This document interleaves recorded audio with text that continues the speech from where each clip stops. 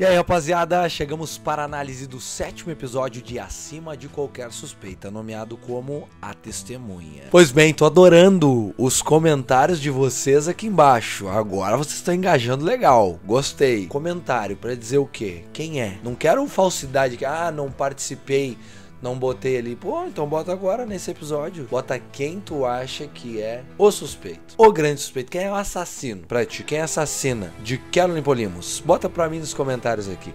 Tô adorando fazer esses vídeos com vocês aqui de review semanal. Então te inscreve no canal, toca no sininho das notificações e deixa o teu like, que isso é muito importante. Já vai reguar essa nossa audiência qualificada que tá chegando aqui pela Apple TV Plus. Agora eu vou falar pra vocês, ó. Teve uma cena aqui que é uma sacanagem, cena de abertura, né? Todo o elenco junto, no mesmo ambiente. Inimigos olhando um pra cara do outro, todo mundo no saguão do hospital, esperando pela notícia do Ray. Será que ele morreu? Será que só teve um infartinho, né? Mas a gente sabe que a notícia é muito boa. E aí a gente vê a grande atuação da Lorraine, que é Elizabeth Marvel, o nome da atriz, né? Aqui é necessária ela nesse episódio porque o Ray sofre um infarto e ela sofre com aquilo. Ela já estava falando durante a temporada inteira que o Ray precisava tirar o pé do acelerador, né? E isso realmente acontece, né? O Ray tem um infarto, eles já botaram uma pontezinha de safena nele, tá tudo certo, e ela recebe aquela notícia e a gente vê a baita atuação da Elizabeth Marvel, né? A nossa Lorraine. Galera, eu vou cortar só um pouquinho aqui que eu vou pedir desculpa pela minha voz, tá? Hoje minha voz tá horrível por aqui, tô num gripão faz mais de uma semana. Tá horrível de falar, mas eu sou obrigado a trazer esse vídeo pra vocês agora, nesse momento, porque eu quero o quê? Eu quero conversar. Vambora então. O que eu queria falar antes, que é uma sacanagem aquela cena, é que o seguinte, a gente vê praticamente todo o cast de Acima de Qualquer Suspeita numa mesma sala, inimigos se olhando e tudo mais, todo mundo na mesma sala, menos a assassina. Tu concorda comigo ou não? Eu acho que é a Bárbara. A Bárbara, ela ficou muito de lado nesse episódio, só olhando, observando, olhando pela TV, olhando de dentro do próprio tribunal, ela assistindo. E eu acho que os criadores ali, os roteiristas, quiseram dar essa impressão pra nós, que ela tá só olhando, ela não tá fazendo, ela tá olhando, dando pitaquinho, curtinho, porque ela não quer se engalfiar muito, ela não quer entrar. Já tem muito suspeito agora a gente já chega numa etapa que o Tommy é suspeito, que o Michael é suspeito, filho da Caroline, o Rustin é suspeito. Olha, eu vou chutar por fora aqui que o Delay possa ser alguém, hein? Possa ser o assassino também. Não vou tirar, não vou tirar essa hipótese. Os filhos eu já tirei. Os filhos eram lá no início da série, eu tava achando que eram os filhos. Mas não. E cada vez chega mais gente. Que nem eu falei pra vocês no episódio passado, eu vou ficar muito chateado se for alguém que apareceu muito pouco. Por exemplo, o pai do Michael apareceu pouco. Brigou ali um pouquinho, mas apareceu pouco. Não me venha com essa. Se a série acabar assim, é Twitter, eu vou pro Twitter. Eu nem tenho Twitter, mas eu vou pro Twitter xingar. Abro uma conta e xingo. Logo no início do episódio a gente vê aquela audiência privada, né? Onde tá os bambambãs ali, né? A Maia, a juíza, o Tommy, o Rustin. E aí a gente vê que a Maia quer dar prosseguimento ao caso. Vamos tocar-lhe ferro mesmo sem o Ray. E aí a gente tem uma baita de uma botada, que é o Rustin querendo se proteger. Como é que se chama? Eu até escrevi aqui. Se representar. Eu manjo muito pouco de direito, né? Assisto muitas séries assim, mas eu nunca consigo aliar o nosso direito daqui do Brasil com o direito americano. Parece que tem algumas diferenças, não sei se você passa por isso também, mas tem muita coisa que eu não entendo essas pegadas de promotor. Então eu posso falar às vezes aqui uma palavra errada, mas me corrija aí embaixo, não tem problema nenhum com isso, tá? Corrija nos comentários, não tem ruim. Só que depois de tudo isso, o pior de ele se representar é que a primeira pessoa que vai pro tribunal é o Michael, e ele já tem que se representar e atuar. Ele tem que ir pra cima do menino, que é o filho da vítima, e o Rustin quer o quê? O Rustin quer tirar a culpa de cima dele, então ele vai com tudo pra cima do guri. Ele quer saber quem tava com o guri, pra onde o guri foi. Acontece tudo isso, o guri fica em pânico. O pai do guri mostra a sua raiva. Perdão, tô mal. Quando ele fala com o enteado, a raiva que a gente costumou ver em todo o episódio de Acima de Qualquer Suspeita volta. Não só nele, como eu falei, no pai do Michael também, que era um cara que pouco aparece, mas ele mostrou uma raiva natural de um pai, né? O filho tá lá no meio do tribunal falando pra todo mundo e o cara tenta falar mal do filho dele ou tenta cogitar algo, tirar a culpa de si. Então é no mínimo capcioso Adoro essa palavra. Aqui a gente vê que o Nico Delay ainda tem medo do Tommy. Então, ele pode dar passo em falso. Dá pra ver que ele quer dar rasteiras no Rusty. Isso é claro. Em algum momento do episódio a gente vê que ele não dormiu a noite inteira, se preparando pro próximo dia. A gente sabe que no final do episódio ele sai vitorioso, sai com um sorrisinho de canto de boca. E é isso que ele quer. É isso que ele quer. Ele quer sair bem. Ele tem o nível, o ego dele muito inflado, muito alto. A gente já viu isso. A gente viu aqui de novo novas cenas de como é a tratativa dele com a Carolyn. E veja bem, a gente não tem cena dele com a Carolyn se beijando com amor. Não tem uma parte boa, digamos assim, de um caso. O Rust, a gente vê os dois pontos. A gente vê ele amando, beijando, transando, né? Falando nisso, todas as cenas que voltam no flashback que tem o ato é muito bem filmado, né? A gente gosta muito quando as cenas são assim, né?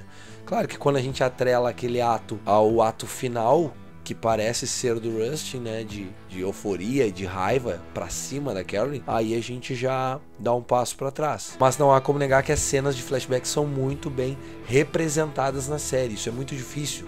A gente vê uma série às vezes que ela não sabe lidar com flashback. Joga um flashback do passado, mas é um flashback morno, que não vai agregar em porra nenhuma. Não, aqui não. Aqui agrega e ao mesmo tempo a gente começa a fazer essa jogada. É mais pontos positivos ou negativos a relação do Rusty com a Carolyn? Como é que tu tá aí do outro lado atando esses nós, né? O nó maior tá ficando no Rusty, ele é a figura principal de tudo, você tá jogando tudo pro colo dele e tudo que ele fala parece mentira? Porque no momento que ele foi alvejado aqui, até o momento ele sai bem. A Maya diz pra ele, ó, eu não tô mais contigo, né? Eles têm aquela briga ali, não tô mais contigo, mas se cuida. Cuida pra não falar merda, cuida pra não ir muito pra cima do garoto, cuida no que tu vai falar, não tenha raiva na frente do tribunal, que isso é feio. E ele se segura ao máximo que pode, né? Quando ele é alvejado pelo próprio Tommy, que sai muito bem desse penúltimo episódio. Num segundo dia de tribunal, o Rusty tem um áudio vazado daquela conversa que ele teve, né, na frente da Rigo. A Rigo sabia do envolvimento do Rusty com o presidiário lá, do outro caso, do caso de Bunny Davis, né? Esse áudio alto no tribunal, aquilo ali dá um ponto negativo gigante pro nosso protagonista.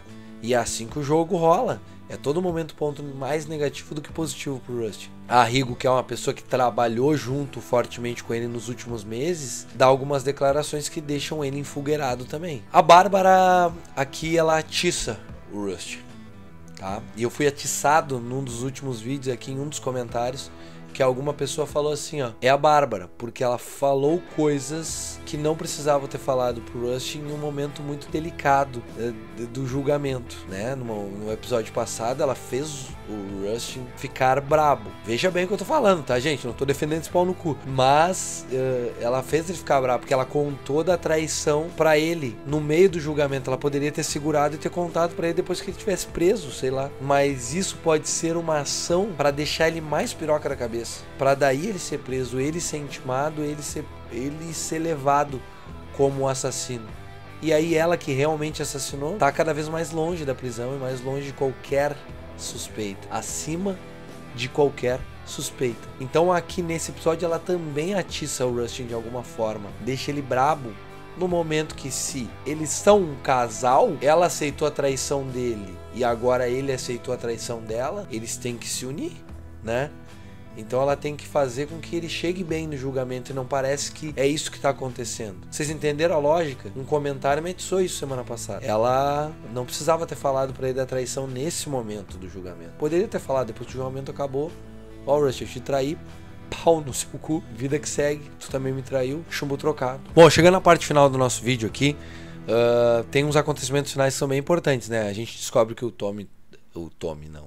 Rusty toma Ritalina, o Tommy tá dormindo no trabalho, né, se preparando para aquela coisa, e aí a gente tem algo bem importante no final desse episódio, que é depois de tudo, do Tommy sair com um sorrisinho no rosto, ele é intimado. O Tommy recebe uma mensagem perturbadora, ele recebe o atiçador, que tanto apareceu nos nossos flashbacks e que parece muito que o Rusty tenha usado isso contra a Carolyn. Chega na casa dele com a mensagem de se fuder. Um bilhete, invadiram a casa dele num dia chuvoso, à noite, e deixa ele cagado. E isso muda muito o nosso cenário. do risinho ao final do julgamento para um cara atucanado e medroso no fim do outro e sabendo que alguém invadiu a casa dele. A gente chega no último episódio dessa nossa maravilhosa série até aqui, tomara que não caguem no final, com o Tommy cagado, não sorrindo, e com o Rustin provavelmente com mais armas do que tinha no início de tudo isso. A gente vai descobrir quem é o assassino ou assassina da Carolyn Polimos e, obviamente, a gente vai ter um episódio recheado de novas descobertas, das últimas descobertas. Semana passada aqui eu só escrevi no título, mas eu não falei pra vocês, né, aqui no vídeo. Acima de Qualquer Suspeita está renovada para uma próxima temporada, isso é muito legal, com outro caso, melhor ainda. A gente quer ver esse caso aqui sendo solucionado. Eu adoro séries de investigação que a cada temporada tem o seu assassino revelado e na próxima a gente torço para que a gente tenha pelo menos alguns personagens desses envolvidos em outros casos. Ia ser muito legal, não ia? Porra. Eu acho que no final do episódio também tem coisas marcantes a ponto de o Ray voltar, mesmo depois de um infarto, ele voltar pra mesa e estar presente ali, mesmo o Rustin sendo enfogueirado no final desse episódio ali no tribunal. Mas isso é interessante pra saber que eles estão juntos, né? Porque iria ser uma pressão gigante o Rustin, o nosso protagonista, ir para o episódio final tendo que se representar, né? Tirar toda a culpa de cima.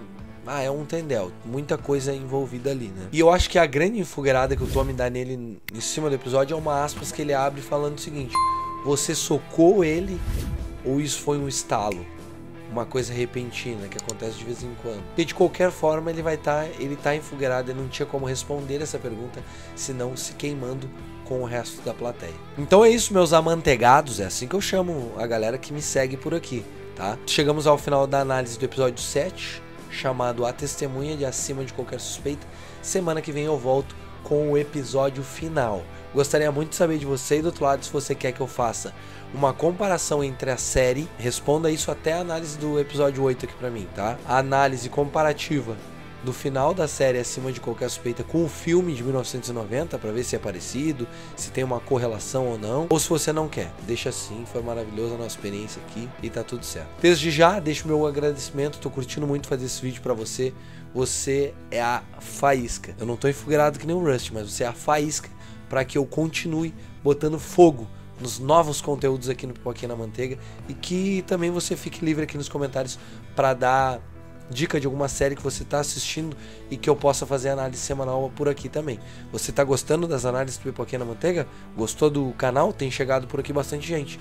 Então deixa essa pergunta no ar. Beijo, até a próxima. Tchau. Desculpa pela ronquidão na voz.